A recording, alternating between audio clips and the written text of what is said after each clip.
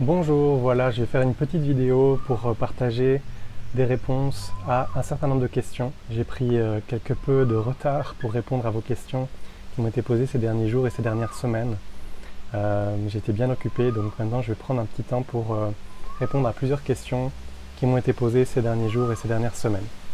La première question que j'ai envie d'aborder, c'est la question de Stéphane, qui me disait « Bonjour Adrien, j'ai bien écouté toutes tes vidéos.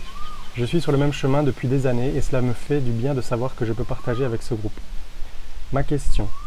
Après avoir écouté des heures de satsang avec différentes personnes ayant connu l'éveil, j'ai bien réalisé que nous n'étions pas ce que nous percevons, mais ce qui perçoit. Dans la question qui suis-je ou que suis-je, je vois aussi que je ne peux pas être les pensées qui surgissent dans mon esprit, mais celui qui les perçoit. Or, lorsque je perçois une pensée de souffrance en rapport à mon histoire, je continue d'y croire et de la vivre. Qui croit aux pensées? Comment puis-je ne plus y croire? Je sais que les pensées parlant du personnage et de son passé fait partie de l'illusion de ce que je suis, illusion créée par l'ego, c'est-à-dire par l'identification au personnage. Lorsque je souhaite penser le contraire de ce qui apparaît en moi sous la forme de pensées négatives, je n'y arrive pas, car l'émotion attachée à ces pensées m'envahit et me fait revivre la même histoire. Je sais que je ne suis pas l'émotion vu qu'elle est perçue. Mais je n'ai plus envie de la revivre et je n'y arrive pas. Comment t'es-tu débarrassé de ton mal-être et des pensées qui y sont rattachées? Ça fait beaucoup de questions, je sais, merci pour ton aide Stéphane. Alors déjà Stéphane, merci beaucoup pour ton questionnement que je sens sincère et qui est très intéressant puisque je pense que beaucoup de personnes peuvent passer par là, c'était mon cas aussi pendant très longtemps. Donc en fait, généralement, ce que je peux dire là, ce qui me vient, c'est quand vous posez une question, et c'est valable pour toi Stéphane, mais je suppose que c'est valable pour beaucoup d'autres personnes, je vous invite à relire en fait votre question, parce que toutes les réponses sont dedans. Toutes les réponses à tes questions se trouvent dans la question. Faut juste la relire avec peut-être un peu de recul ou de distance. Par exemple, en fait, tu me donnes tous les indices en fait pour comprendre en fait ce qui se passe pour toi et pour pouvoir répondre justement à ta question. En fait, quand tu m'as dit, déjà tu m'as dit après avoir écouté des heures de satsang avec différentes personnes, tu m'as pas dit après avoir pratiqué pendant des heures l'ultime méditation. Donc, ce que je peux entendre par là, c'est que peut-être il y a une bonne dose d'absorption d'informations, d'absorption d'enseignement et de compréhension, et c'est super, c'est bien, ça passe par là, hein, c'est le début. Maintenant, combien de temps tu as mis en pratique ça? Combien de temps tu as pris pour te reculer en toi, te retirer en toi et pratiquer vraiment les enseignements que tu as reçus et explorer par toi-même, par l'expérience directe? Ça, c'est déjà une première chose, c'est super important. Parce que la compréhension intellectuelle, c'est une chose, et elle peut être intéressante, elle peut être aidante. Certaines personnes n'en ont pas besoin, certaines personnes vont en avoir besoin de comprendre intellectuellement, mais c'est pas suffisant de comprendre intellectuellement, puisque la compréhension intellectuelle reste, du domaine intellectuel, reste en fait sur le plan des perceptions, et donc ça n'est juste qu'une forme de perception supplémentaire parmi toutes les formes de perception. Ce n'est pas, on va dire, la réalisation, ce n'est pas l'éveil. Maintenant, quand tu dis lorsque je perçois une pensée de souffrance, virgule en rapport à mon histoire, ben là il y a quelque chose, ben, il y a plusieurs choses. Déjà, tu parles de pensée de souffrance. Pour moi, il n'y a pas de pensée de souffrance. Enfin, en fait, il faudrait savoir qu'est-ce que tu définis, qu'est-ce que tu veux dire par pensée de souffrance. Et quand tu dis en rapport avec mon histoire, tu es déjà dans l'identification à l'ego quand tu dis en rapport avec mon histoire. Puisque l'histoire, ça ne peut être autre chose que l'ego. Ça ne peut être autre chose que du passé. Donc le passé, ça n'existe pas ici maintenant. Ça n'est qu'une référence à la mémoire. La mémoire qui est un processus intellectuel, mental.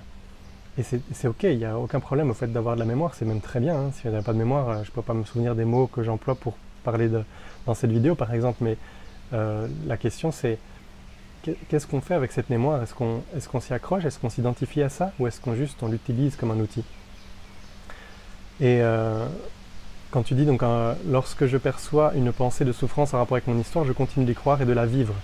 Qu'est-ce que ça veut dire d'y croire et de la vivre pour toi?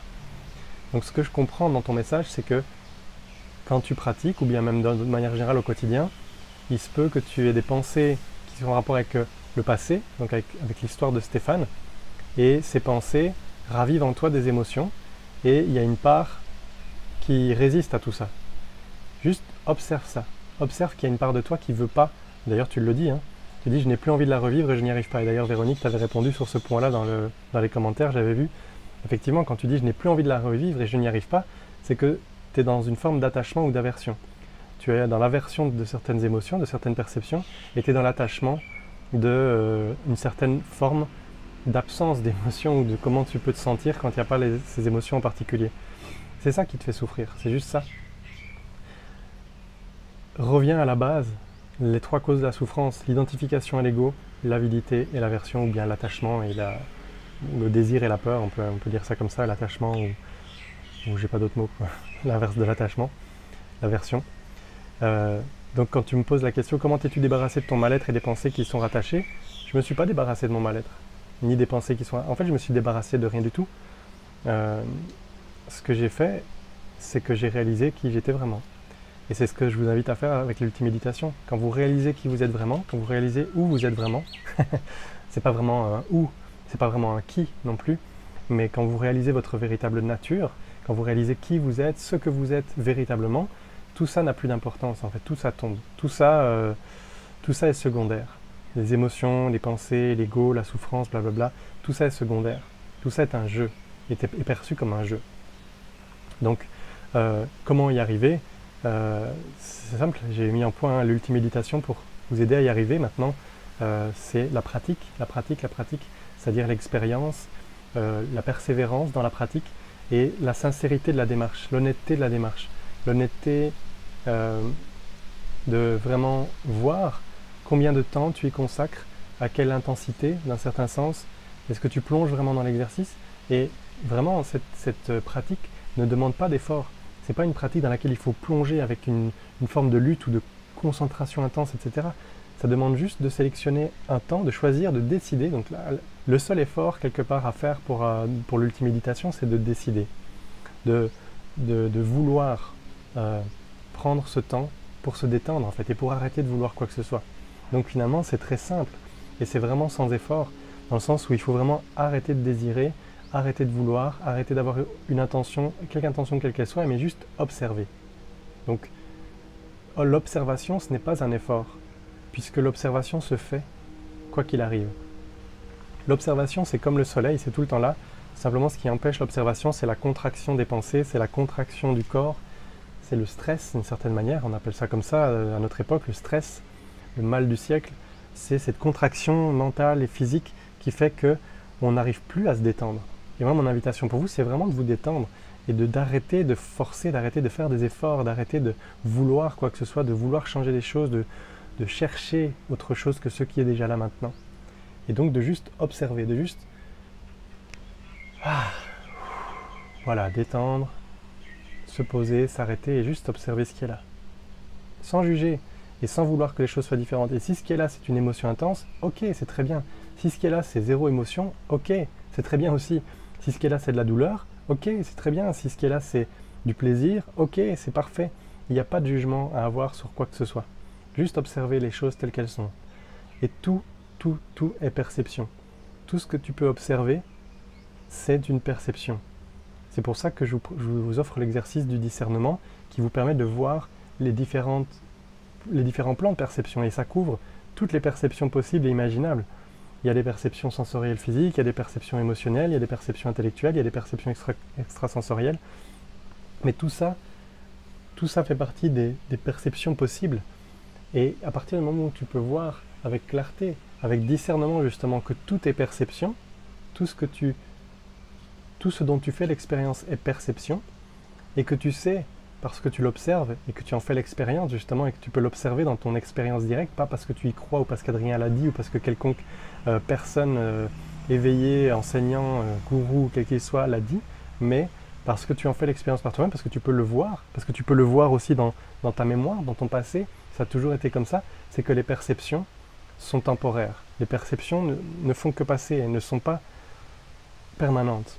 Et même si les objets qui sont perçus semblent avoir une certaine forme de permanence, par exemple, quand je regarde, je vais donner cet exemple ce t-shirt, il semble avoir une forme de permanence, mais il n'est pas dans mon champ de perception en permanence. Donc, même si le concept rattaché à un objet, par exemple une maison ou bien la planète, ce sont des objets de perception. Et même si l'objet qui est représenté conceptuellement semble plus durable ou plus permanent que d'autres choses, comme par exemple un nuage ou une pensée ou une émotion, il y a des objets de perception qui semblent être plus durables. Je prends l'exemple de la planète parce que c'est un très gros objet de perception qui est très durable, mais pareil, la planète, l'expérience que j'en fais moi directement, c'est ceci, c'est ce que je perçois, ou bien c'est une image sur une photographie.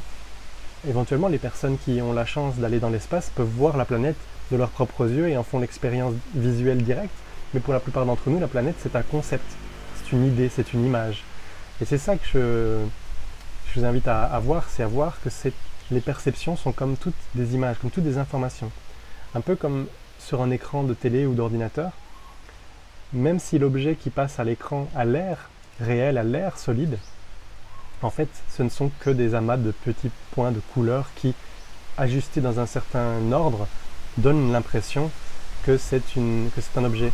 C'est exactement ce qui se passe. Moi, à l'instant, je suis en train de me filmer, je vois sur l'écran de mon téléphone, je me vois et j'ai l'impression qu'il y a vraiment quelqu'un qui est là et qui est en train de bouger. Ça donne l'illusion que je suis vraiment là dans l'écran, en train de bouger, en train de parler. En plus, les sons sont retranscrits, l'image est retranscrite. Mais ce ne sont, si on regarde de très très très près, bon maintenant avec les technologies actuelles c'est plus possible de vraiment le voir parce que c'est trop fin, mais si on pouvait zoomer très très très fort, d'ailleurs c'est ce qu'on peut faire avec les ordinateurs, on peut zoomer, et quand on zoome très très fort on voit que ce ne sont que des petits carrés de couleurs. Il n'y a rien de tangible dans tout ça, c'est une illusion. C'est une illusion pas dans le sens où ça n'existe pas, mais c'est une illusion dans le sens où il n'y a pas vraiment d'objet tangible, ce ne sont qu'une accumulation de petits points. Et les perceptions dans le monde réel c'est exactement la même chose. On a l'impression, on a l'illusion d'avoir une douleur, une émotion, d'avoir un objet, d'avoir une pensée, etc. Mais tout ça ne sont que des informations. Ce ne sont que des... on pourrait dire, en informatique, on parle de bits, de bits d'information. On parle de petites cellules d'information, de stockage d'information. Ben, c'est pareil dans la réalité. Dans la réalité, ben, les scientifiques ont observé, on nous a enseigné ça. En tout cas, c'est pareil, c'est pas quelque chose que la plupart des gens peuvent percevoir directement, mais la réalité n'est composée que de petits atomes, de petites particules d'énergie en perpétuel mouvement. Et donc tout est énergie, tout est mouvement. Et quand on peut voir ça, quand on réalise ça, quand on l'observe, on n'est pas forcément obligé de l'observer que tout est une forme d'énergie. À certains stades on va dire de réalisation, à certains stades d'état modifié de conscience, on peut percevoir que tout est énergie, on peut le voir, on peut vraiment faire l'expérience. Mais c'est même pas nécessaire d'en faire l'expérience directe pour le comprendre et pour l'observer que effectivement tout est impermanent, tout est passager. Toutes les perceptions sont passagères.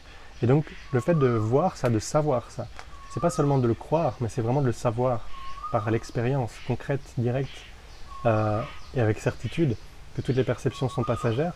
Ça aide à pouvoir les accueillir, ça aide à pouvoir les observer sans juger, sans vouloir qu'elles partent, sans vouloir qu'elles soient différentes, qu'elles soient plus ceci ou moins cela. Donc ça aide à pouvoir accueillir les émotions, même les plus intenses, ça aide à pouvoir accueillir les pensées, même les plus sombres, ça aide à accueillir les douleurs, même les plus vives, etc. etc. Et c'est ça. Voilà ce que je peux répondre à ton message, Stéphane, j'espère que ça t'aidera. Et puis si tu as d'autres questions par rapport à ça, n'hésite pas, j'y répondrai avec plaisir. Alors, j'ai d'autres questions. Une question d'Anne-Sophie qui me disait « Bonsoir à tous, en travaillant sur l'unité et l'acceptation de ce qui est, une interrogation me revient souvent. Personne ne peut ignorer la question de l'environnement et de notre planète. À mon échelle, je fais ce que je peux, même si évidemment je ne suis pas parfaite. Cependant, la culpabilité est là.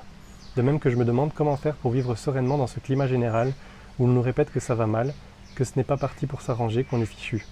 Comment faites-vous au quotidien pour gérer cette question sans vous culpabiliser outre mesure, en vivant votre vie pleinement malgré tout? En ce qui me concerne, je me sens encore souvent coupable du fait que ma présence sur Terre puisse contribuer à la diminuer. J'essaye au max de ne pas être dans la séparation, mais c'est vrai que ce sujet me touche particulièrement et que je peux très vite me laisser entraîner dans les méandres de mon esprit dès que je vois des images et des infos là-dessus. Je précise que je ne regarde plus les informations depuis quelques années déjà, c'était trop déprimant pour moi, prenez soin de vous. Alors, je te remercie Anne-Sophie pour ta question, c'est une question qui pourrait faire un long débat, c'est un grand sujet. Je vais essayer d'être au plus clair et au plus simple par rapport à mon positionnement sur cette question. Un petit peu comme je viens de répondre à Stéphane, c'est que tu l'as dit toi-même, tu l'as dit, je me laisse entraîner dans les méandres de mon esprit dès que je vois des images ou des informations là-dessus. Alors tu précises après que tu ne regardes plus les informations, mais visiblement tu les regardes encore puisqu'il y a encore tu dis je vois des images ou des infos là-dessus. Donc je ne sais pas si quand tu dis je ne regarde plus les infos, tu parles de la télévision, c'est-à-dire du journal télévisé par exemple, mais visiblement tu regardes encore des informations, même si c'est sur internet, même si c'est par d'autres médias, il y a encore des informations qui viennent à toi. Et mon invitation pour toi, c'est de voir que ce ne sont que des informations. Et il y a des informations qui te viennent de l'extérieur et des informations qui te viennent de l'intérieur, comme par exemple la culpabilité. Et ce qui permet d'unifier tout ça, c'est de voir que tout ça ne fait qu'un en fait. Qu'il n'y a pas de séparation réelle entre la planète, l'extérieur, l'environnement et toi. Tout ça, on fait que un. Et que chaque chose est à sa juste place et que chaque être a ses justes besoins en fait et à ses justes ressentis. Et si tu observes vraiment la nature, en fait, il y a plusieurs choses intéressantes. Je vais essayer de ne pas m'emballer, pas aller trop vite et pas de faire trop de raccourcis par rapport à cette réponse. Mais tu vois, par exemple, tu dis je regarde plus les infos depuis quelques années car c'était trop déprimant pour moi. Mais le fait que ce soit déprimant pour toi, ça indique quelque chose, ça parle de toi, tu vois, ça indique quelque chose de toi. Pour te donner mon exemple, mon histoire, moi, j'ai jamais vraiment été très touché par la question de l'environnement. J'y suis sensible d'une manière ou d'une autre parce que voilà, c'est aussi la planète est un magnifique territoire de jeu et j'ai envie qu'il soit le plus pérenne possible pour pouvoir continuer d'y jouer et que nos enfants puissent continuer d'y jouer. Mais en dehors de ça, la question qui moi qui m'a touché le plus il y a quelques années, c'était la question du terrorisme. Je ne comprenais pas comment des êtres humains pouvaient consciemment et volontairement tuer ou terroriser, ne fût-ce que terroriser ou tuer ou torturer d'autres êtres humains. Et c'était vraiment insupportable pour moi d'être confronté à ces informations. Et on y est confronté depuis ces dernières années, et particulièrement en Occident.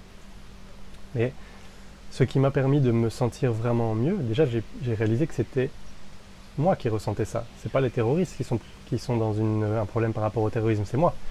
Ça parle de moi. Et donc, qu'est-ce que moi je ressens par rapport à ça? Et donc, aller voir dans ce ressenti m'a aidé à comprendre qu'en fait, c'était moi qui ne supportais pas l'idée. C'était moi qui avais du mal avec cette réalité, en fait. Et c'est marrant parce qu'on en parlait encore cette semaine avec ma chérie, c'est que quand on observe la nature, par exemple, quand on observe comment fonctionne, moi j'observe souvent les insectes, il y a beaucoup d'insectes là où je vis, j'observe souvent comment fonctionnent les insectes, et c'est extrêmement cruel, le monde des insectes, c'est extrêmement cruel, le monde animal. Et le monde humain est probablement l'un des moins cruels parmi tous les mondes, parmi tous les règnes, des règnes vivants, on va dire. Et malgré tout, il y a quand même aussi de la cruauté, ça fait partie de notre nature aussi. La vie est cruelle, dans un certain sens. La vie n'a pas d'état d'âme. C'est nous qui apposons nos états d'âme sur la vie.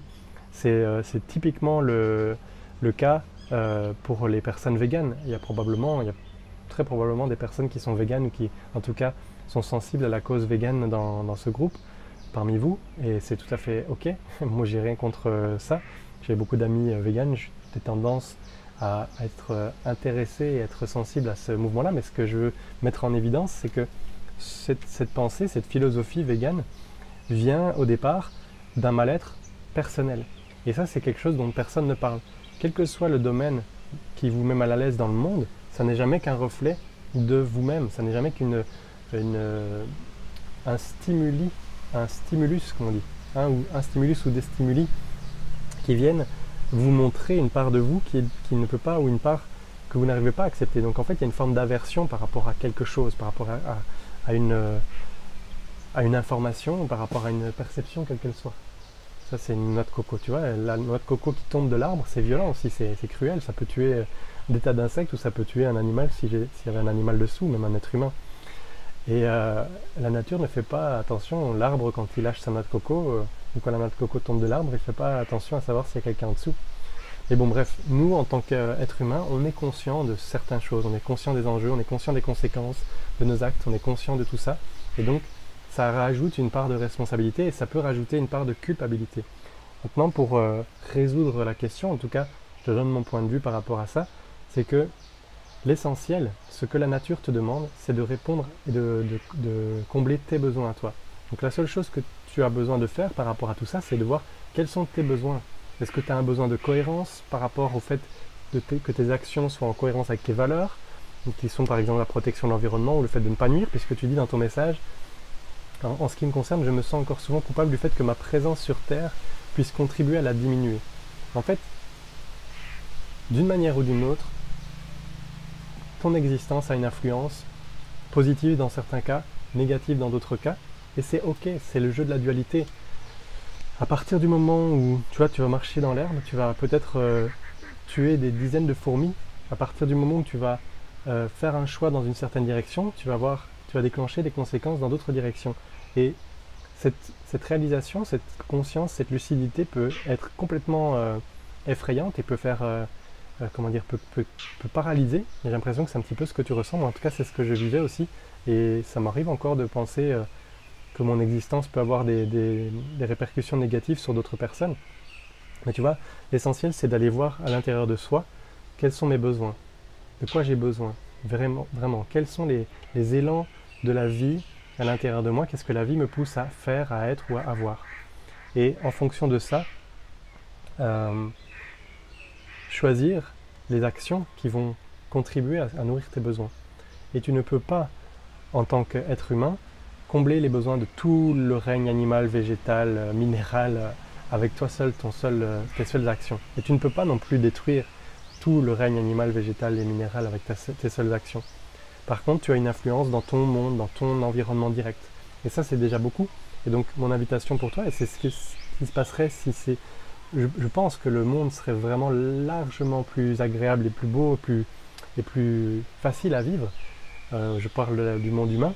Si chacun s'occupait d'abord de ses propres besoins, si chacun était conscient et responsable de ses propres besoins, et que chacun posait les actions nécessaires à combler ses propres besoins, instant après instant, puisque les besoins changent, évoluent, et que chaque personne a une manière différente de combler ses besoins. Et voilà, en fait, c'est à peu près tout ça, c'est voir, percevoir, rester dans l'observation des perceptions, et percevoir ce que l'élan de la vie te donne à faire, à être, ou à avoir, à changer éventuellement, tu vois. Souvent je vais te parler de moi. Il y a toute une période de ma vie où quand j'ai commencé à étudier les sujets spirituels, le développement personnel, etc., j'ai lu beaucoup de livres, j'écoutais beaucoup d'enseignements, etc. Et je comprenais que tout était parfait et j'avais cette vision et j'avais cette compréhension que tout était parfait à l'extérieur de moi. Et j'arrivais vraiment à croire et à voir que tout était parfait. Je voyais le monde parfait, mais bizarrement, et je trouve ça absurde aujourd'hui, mais bon, c'était comme ça, tout était parfait à l'extérieur, mais moi j'étais imparfait, je me sentais imparfait, parce que je me sentais coupé du reste du monde, je me sentais séparé du reste de l'existence. Il y avait l'existence d'une part et il y avait moi d'autre part. Il y avait Dieu d'une part et il y avait moi d'autre part. Je me séparais de Dieu, je me séparais du monde, je me séparais de la vie, je me séparais de la réalité. Et en fait, il n'y a pas de séparation. Si le monde est parfait, si tu peux aimer le monde, ben tu dois t'inclure dedans quelque part. Si tu veux vraiment sincèrement aimer la totalité, être dans l'amour inconditionnel, ben ça passe avant tout et surtout par toi aussi, puisque tu es le centre de ton monde finalement. Tu es le centre du monde depuis ton point de vue, depuis ta perception, depuis ta parcelle de conscience, si je peux dire ça comme ça, depuis ta parcelle d'existence et de réalité. Et chacun est le centre de son univers, de son monde, de son existence, depuis son point de vue de conscience, depuis sa parcelle d'existence, de conscience, etc. Et donc, la première chose que tu dois aimer, la première chose que tu dois servir, finalement, c'est toi-même. C'est tes besoins, c'est ton étincelle de vie. Et donc, si d'autres choses dans l'environnement extérieur te menacent ton étincelle de vie, ben c'est ton devoir de la protéger. Et c'est comme ça que la nature fonctionne. La nature est programmée pour la survie. La nature est programmée pour la perpétuité, la perpétuation de son existence. Que ce soit les animaux, les végétaux, les êtres humains évidemment en font partie. Et chaque être vivant est conçu et programmé biologiquement pour se perpétrer. Et donc c'est la seule chose qu'on a à faire, c'est à veiller à notre perpétuité, à veiller à la protection et à la satisfaction de nos besoins en permanence. On mange pour survivre, on boit pour survivre, on fait l'amour pour survivre, bon pour le plaisir aussi, mais pour survivre, c'est ce qui perpétue l'espèce aussi, c'est la sexualité, la reproduction. Et puis tout le reste, c'est pour aussi nous, quelque part, prospérer, croître et assurer d'autant plus notre survie. On travaille pour survivre, on est en relation pour survivre, pour notre protection, parce que tout seul, on est plus faible, on est moins apte à la survie. On est beaucoup plus, spécialement l'espèce humaine, elle est beaucoup plus apte à la survie en groupe, en collaboration, en tribu, si je peux dire ça comme ça. Et donc voilà, mon invitation pour toi, c'est de revenir à toi, à tes besoins, à tes ressentis, à tes émotions, et à faire les choses en fonction de ton ressenti, de tes émotions. Et tu n'as pas besoin de plus. Et finalement, ce que j'observe, et je me reconnais très bien dans ce que tu décris, c'est que ce qui te perturbe, c'est quand tu as des informations d'autres parcelles du monde, d'autres parcelles d'existence, d'autres parcelles de conscience qui viennent jusqu'à toi, mais qui ne te concernent peut-être pas totalement directement, ou pour laquelle tu n'as pas une influence directe, ou un contrôle, ou un pouvoir direct. Et mon invitation pour toi, c'est de revenir à ton cercle d'influence directe, ton cercle de contrôle direct, à commencer par toi, ton propre corps, ta propre existence, tes propres émotions, tes propres pensées, etc. Et si tu prends soin de ça, naturellement, parce que c'est comme ça qu'on est programmé aussi, quand nos besoins sont comblés, naturellement, on va contribuer à combler les besoins de ce qui nous entoure, du vivant qui nous entoure. Je ne connais aucune personne qui est parfaitement heureuse et dont les besoins sont totalement comblés. Alors évidemment, c'est jamais définitif. On n'a pas un moment dans la vie où on se dit « ça y est, mes besoins sont comblés et pour les années qui me restent à vivre, je n'aurai plus besoin de combler aucun de mes besoins ». C'est perpétuel, ça continue, c'est incessant. Les besoins continuent d'arriver et on doit continuellement les combler. Mais globalement, quand on a une vie satisfaisante, quand on est épanoui, naturellement, quand on a résolu la plupart de nos problèmes, naturellement, on a aussi besoin de contribuer. On est programmé pour ça. On est programmé pour contribuer au monde qui nous entoure. Et la nature, toute la nature est faite comme ça. Il y a des symbioses, il y a des interdépendances. Toute la nature est faite comme ça.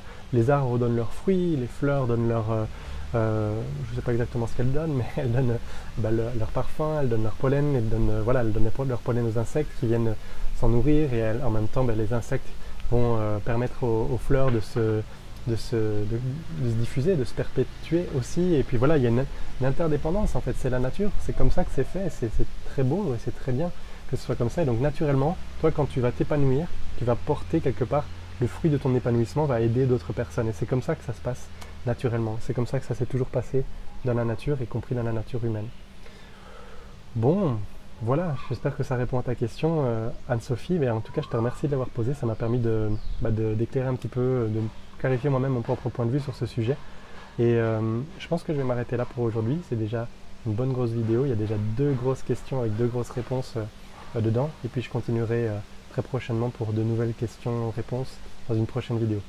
Merci d'avoir écouté. Je vous souhaite une très très bonne journée ou une très bonne soirée en fonction de quand vous écoutez ceci. Et je vous souhaite de prendre bien soin de vous. À bientôt. Bye bye.